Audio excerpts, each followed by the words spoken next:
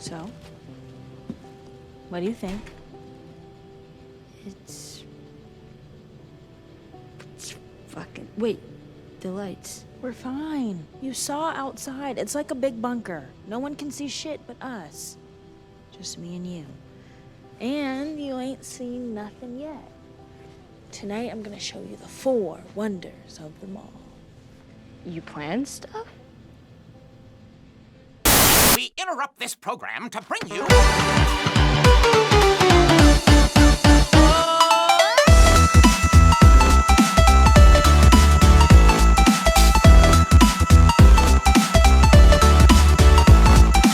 All right, everybody, welcome back to another episode of The Real Review. My name's Kevin. My name's Adam. And I'm Julie. And today, we're coming back and we're taking a look at The Last of Us, this time episode 7, Left Behind. As Joel fights to survive, Ellie looks back at the night that changed everything. Oh boy, guys, I feel a chill in the air because I think this is going to be another one of those controversial episodes that we like to call in The Last of Us universe. And not for the reason that some people might think. I don't know how my opinion lands on this. I want to start off with this. I did like this episode. I think this episode was really good, and I think if you're a fan of Ellie and her backstory with, just wanting to know more about her and how she came to be, this was the episode you were waiting for, right? This is kind of what we were looking for, a deep dive into her psyche, what was going on. My issue would be more with the placement of the episode and maybe the execution. But before I roll into my long tirade of me just talking nonsensical, Adam, what did you think of the episode? No, I thought this was a really good episode. There's a lot of callbacks that I enjoyed to the game, and especially some of hearing the music that came from that specific DLC. Hearing it, with live action, that definitely made the ambiance that much cooler.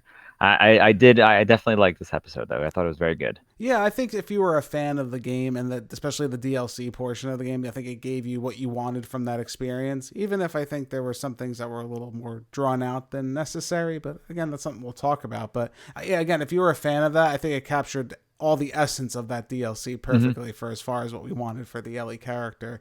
Yep. Julie, what'd you think? As someone who didn't play actually Left Behind, the DLC portion of the game. Yeah. I enjoyed this episode. The performances were really great. I guess my biggest complaint was that I wanted more. I know pacing was kind of an issue at some point, but I think another 10 minutes, I think really would have allowed, different things to land harder than they did. Another 10 minutes or so. Okay. Yeah, I could definitely understand that. And I think I come from that approach as well. So, Adam, as someone who liked the episode, I want to throw this on you just for a moment. So a lot of people's issue with episodes 3, besides some other things that we're not going to talk about here on the channel, is it was mostly a flashback episode, right? For the majority of the episode, it bookends with Ellie and Joel and their adventure. And then thrown in the middle is this whole backstory that kind of interrupts the main story, right? Wouldn't you agree that's essentially what it is? And this episode does the same thing. Now, as in episode 3, where it didn't really bother me as much, it was against a more unique story. I didn't know what was going to come from it. I think maybe there were more surprises, especially because I didn't play the video game, or it wasn't in the video game, I'm sorry, that scene, so I didn't know how it was going to play out. This I kind of knew when it was going to play out, and I would argue, I think it kind of halted the pacing of this episode a little bit for me, only because in the beginning of the episode, Ellie has Joel after him suffering a catastrophic injury. She's freaking out, trying to figure out how to take care of him. It shows her looking on at the camera, and the episode cuts, and it's long flashback. Then suddenly, long flashback's over. Ellie's back to being herself in the same situation, then sewing up Joel, and that's the end of the episode. She kind of took care of him a little bit there. Do you think that ruins any kind of tension maybe this scene could have had, or do you think it's okay where it's placed? Nah, I think if anything, it ruins the tension because it makes you kind of, I guess, forget about the situation that's at hand right now, and then you go through this long, hour-long sequence, and then all of a sudden you're like, oh crap, that's right, we're in this situation. Right, and it's understandable what they're trying to do. I think we can all agree here that they're trying to show like that side of Ellie, the survive no matter what, hold on to what's precious to you, make sure it survives and carry on. Obviously, that's the meaning there. My only problem is I think the execution just kind of left a little bit to be desired. And I will argue that even for episode 3, at times it can feel like that as well. Because again, it does pause the story as a whole to tell this other story that, yeah, it ties into the main one and we're going to have a better experience from it somewhat.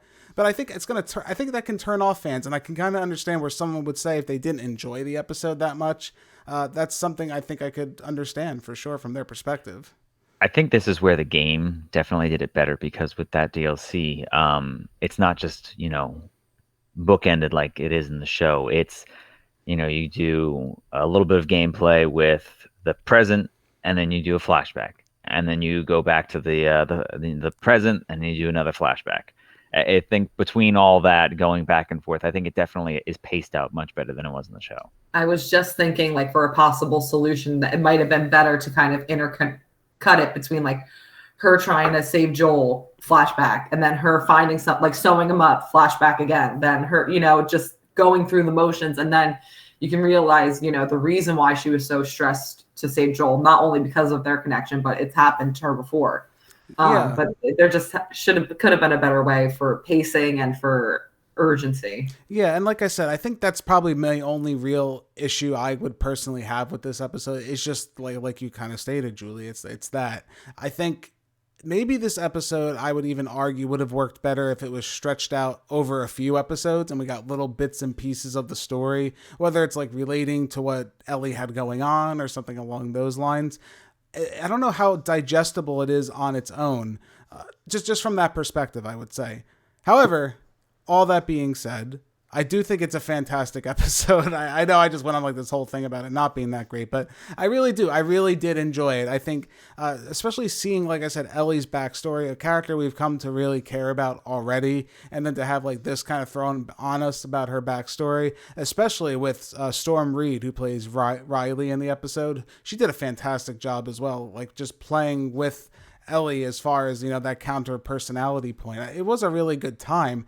Again, I think just maybe the execution was the only thing that kind of bothered me for it.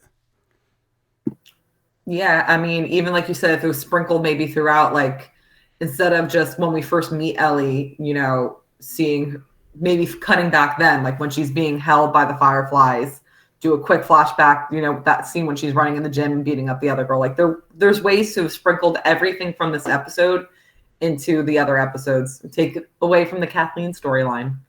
Yeah, I mean, that would have. Yeah, I mean, arguably that would have worked better even if you divided it up a little bit. It's one of those things. It's just, I think the placement is only the problem, because in the game, and Adam, I know you know this as well, it goes right from when Joel gets injured to, I think, the next episode. This kind of like spot in the middle here that they added in never happens. At least we never see it. And it kind of feels like its own version of a DLC, kind of thrown into the series a little bit. Yeah, it's interesting because once again, I mean, it's just world building for the game, right? But it's in a way it is, but it isn't, because it's not technically none of this is actually canon, right, in the game. But like, I see what they're trying to do, and I respect it. I do too, though. Yeah, like I don't hate it. I still, like I said, like we've been talking about, I like the episode was great. I enjoy what they're doing with it. Right, and I agree with you 100%. Again, I'm trying not to come off negative. I'm more trying to just come off as like, this is maybe the perspective of someone going into this might have, and I can kind of understand it. But again, I think the execution of it overall is really effective. Again, even if it's just for us getting the story of Ellie and what happened to her and kind of what shaped her into the character we are, because maybe even more so, I wouldn't say now as much, but I think when we get to the eventual part 2 of the series, this episode's a good episode to reflect back upon, to see how her personality became the way it was. Because a lot of this has to do with those darker sides of Ellie we've been seeing. Like, yeah, sure, we know the fun-loving Ellie who makes jokes and, she loves her puns with her pun books and, but there's a lot more to her than that character. And I would argue a lot a larger, darker side to her character. That's very interesting to see how it's kind of nurtured in this world by not just her surroundings, but by Joel's actions as well going forward in the story. And that's what this kind of took. And it kind of shows like how someone who was born into this world without any knowledge of the previous world might react. And I think that's incredibly interesting. And it's something I definitely wanted out of this series. Yeah, I enjoyed it. I really did. I this is like what I'm here for, and I think that the role of Ellie in the show has definitely, like, there's no more questions like that. It was Ellie I saw. I enjoyed that too, and I think Riley was fantastic. It's just I do agree about the whole pacing. It just seems a little off, but I don't think it detracted that much from it overall. No, I think it's easily I can look past it. Like, I'm not going to be like, oh no, I'm never going to watch the show again. Oh, it's ruining the show. It definitely doesn't at all. Again, if anything, it's just a little stop on the road to the finale that, they just want us to have this little bit more information about Ellie's character. Julie, what did you think about how they kind of sculpted Ellie's character in this episode? Again, from us, we kind of knew what was coming based on playing the DLC. You didn't have any ideas of what to expect really in this episode.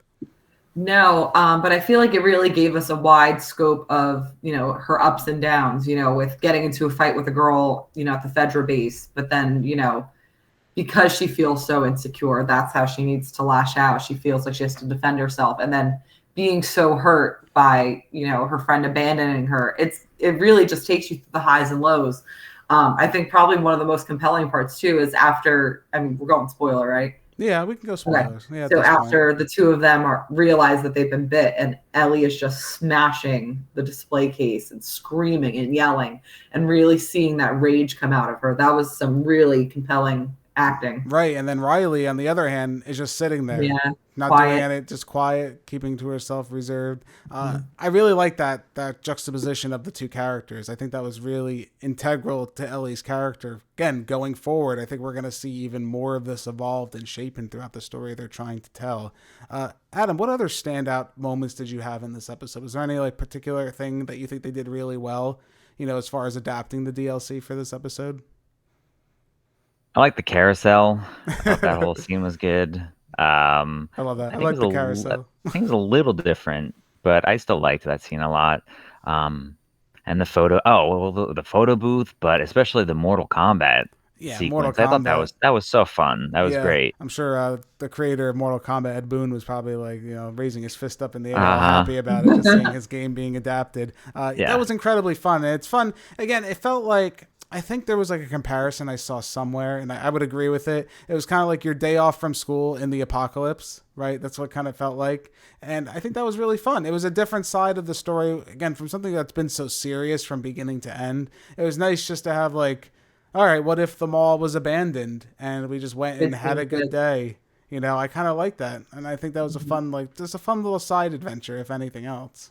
I know you and I said when they first, Ellie goes in there and Riley's, turning on the generator and the lights start to click on in the mall. And it's such a jaw-dropping moment just to see everything get illuminated, especially from Ellie's perspective, to see, because they have to grow up so quickly. She's preparing to do patrols for Vedra, but to see that childlike side come out of her, and for the two of them to kind of forget the cares of the world for, even if it's only temporarily, and just be kids. Yeah, and not even that. I think the world building is really interesting too, because I know Ellie asks, oh, why are some of these stores have a bunch of stuff in them and other ones don't? And it's well, they took what they knew was important, or they thought was important to take. And you see I was a Bath and Body Works type store with all the soap is still here. No one decided to take any kind of soap. Those things are kind of fun. It is interesting to see what people would have taken. I do like that a lot. What I would like to see, which I doubt we are going to see, unfortunately, is I want to see what happens to Riley.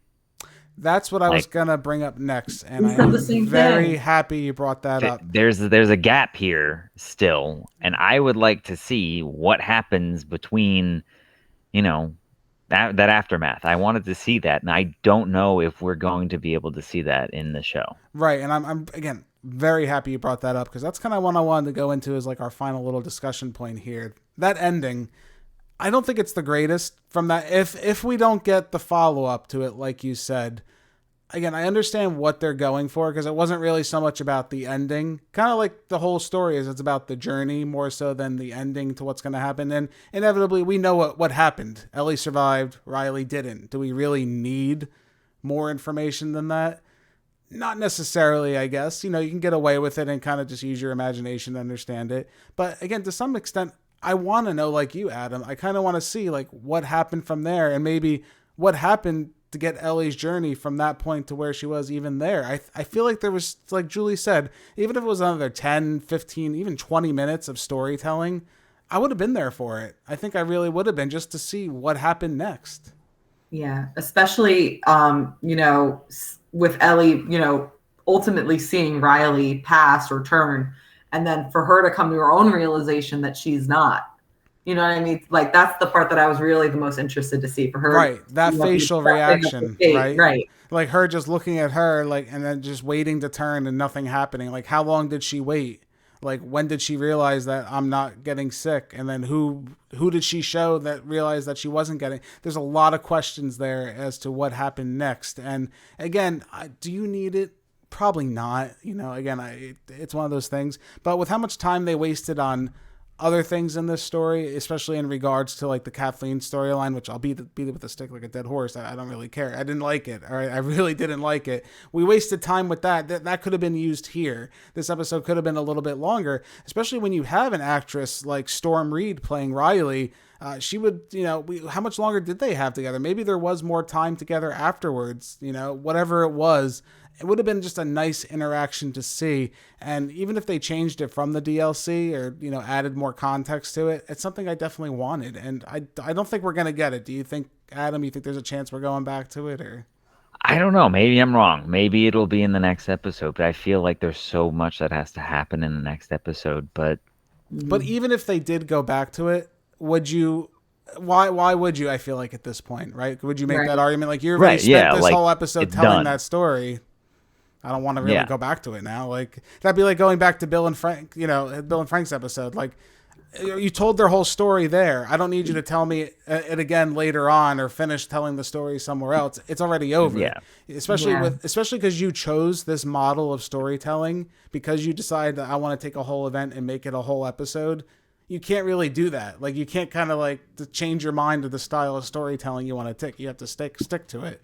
And, you know, again, if I get it later, that's fine. If I don't, I'll be fine too. I mean, it is what it is, kind of thing. I can't really change my mind about it. You know, nothing I can do about it now. It's kind of over. But again, I do think overall, great piece of storytelling. Julie, what else did you think? I feel like if they were to do it again, it would really need to be very well placed, because like you said, it seems over now. And that's why I really wish we had those extra 10 minutes to just finish the story. And maybe it's a fever dream, but I could have sworn in like a trailer or coming attraction that there was like a scene of the two of them. It looked like on a rooftop in like the sunlight.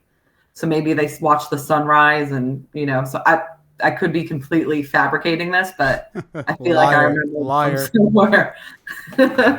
It's just what I want. Fake I'm news. willing it into existence. Yeah, we got fake news on the channel here, ladies and gentlemen. I don't remember that. I honestly don't.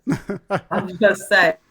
You thought it happened. All right, fair enough. Could be pure fabrication. Pure fabrication. Pure fiction, as a buddy of mine would say. I do think this episode's really well done.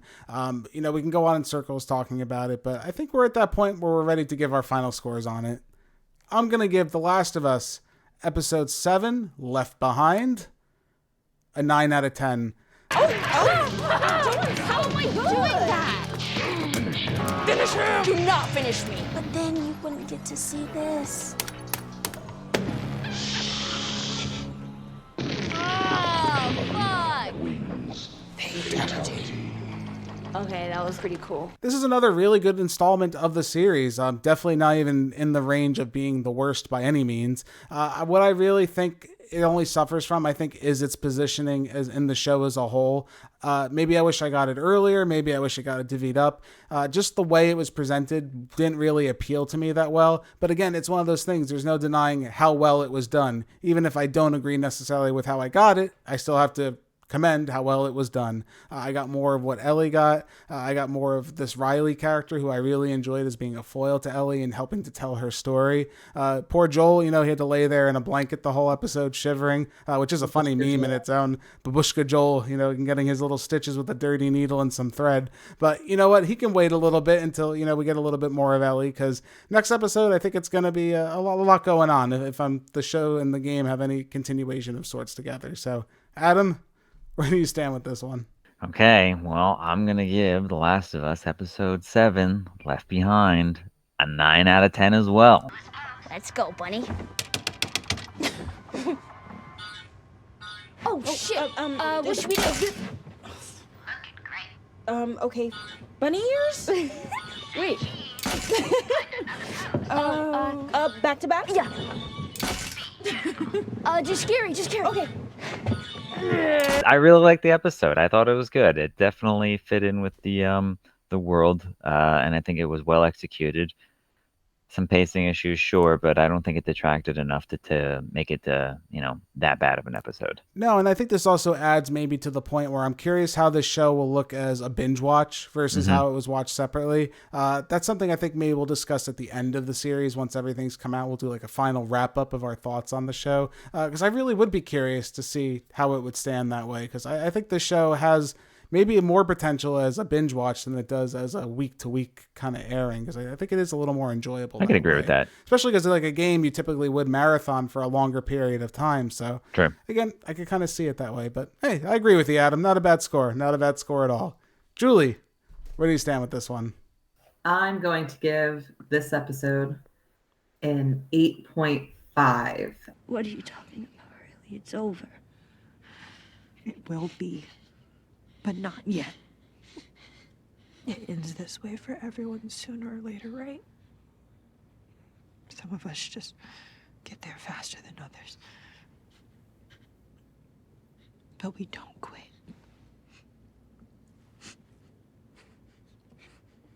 Whether it's 2 minutes or 2 days, we don't give that up. I was kind of teetering on my score, but I feel like the pacing issues and the fact that I wanted more from it, like it left me lacking in some way. And maybe it's just me, like, I didn't play the DLC, but I knew what was going to happen. The writing's on the wall. And I had this just nagging sense, like, when's it going to happen? Like, just happen already. It's going to happen. But I mean, the performances were excellent. It's really just, it's a shame not that it's a low score, but I think really just its placement, the pacing, the overall execution of timing kind of brought it down for me. But the performances and the actual story itself were great. Yeah, it was nice to see, kids being kids in the apocalypse. Yeah. It is definitely one of those things I think that is more enjoyable in this like very bleak series for us to have. But again, those pacing issues, it's something that can rear its ugly head. And I'd be curious to see your perspective as well if we did like a rewatch as a binge to see how it stood, all together. Especially from your perspective too. That's even more interesting for someone who never did experience the DLC. Yeah. That was your perspective as well. I think that's more interesting. And this episode for me, which I know some people have been complaining about for a lot longer, I think I'm really starting to get frustrated with the lack of infected in the show, where people were complaining about this by like episode 2 or 3. I know it's about the people and it's about the other stuff, but need some infected, man. Need some higher stakes, like one. That's crazy because I was thinking the same exact thing when we were watching the episode. Yeah. That in the DLC in the game there's a swarm of infected, but in the show there's only one. Yeah, right. There's one guy. Right, that was my complaint. Right. And then even I was wondering because when it shows him, he has all the tendrils around him. Yeah. And they made that big point in the first or second episode to talk about how when you touch it, it brings all this whole swarm. So I'm like, oh, more are going to come. And I just feel like it's so weird for them to have brought up that plot point and then to literally never use it again.